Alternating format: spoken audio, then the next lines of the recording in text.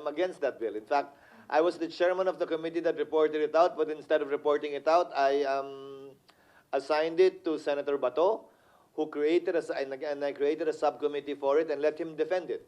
I interpellated on the floor, even before I manifested my intention to vote against it.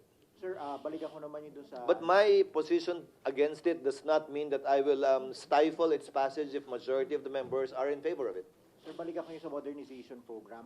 So, kung umapila si SND na wag naman saan program, magkano ibabalik nyo sa program? Actually, hindi ko pa nakikita yung budget. Sa totoo lang.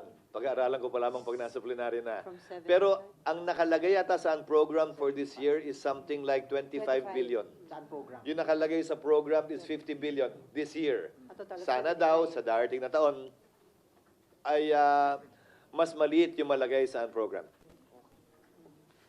Okay, Jojo Sikat.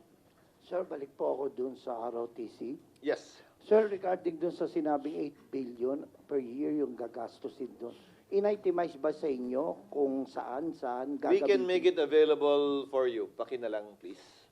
Yung binigay nilang costing. We can make it available for you. Combat boots, uniform, allowance, stipend ng mga magte-train, and other office supplies.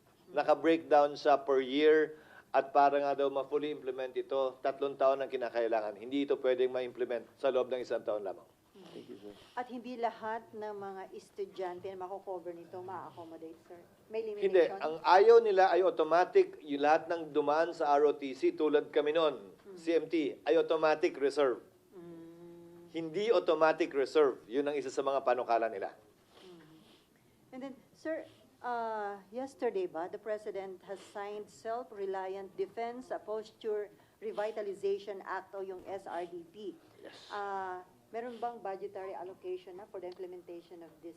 Actually, ito ay tax incentive scheme at rules and regulation na in-update yung SRDP noong panahon ni dating Pangulong Marcos para maengganyo ang mga dayuhan at lokal na negosyante na magtayo ng mga factory dito para sa paggawa ng mga armas, pag-imbento ng mga armas na gagamitin lamang sa pamahalaan at hindi pwedeng gamitin ng pribadong sektor. Pero yung mga armas na gagawin dito, pwede ring ibenta sa pamahalaan sa ibang bansa kung sakasakali at kung darating tayo doon. Tulad ng nakita natin na develop ng India sa kanilang sariling self-reliant defense posture o katumbas nung bill na ito sa kanilang bansa na yumabong yung kanilang defense industry locally sa India. Under this law pala, mag-encourage tayo na mag-i-invest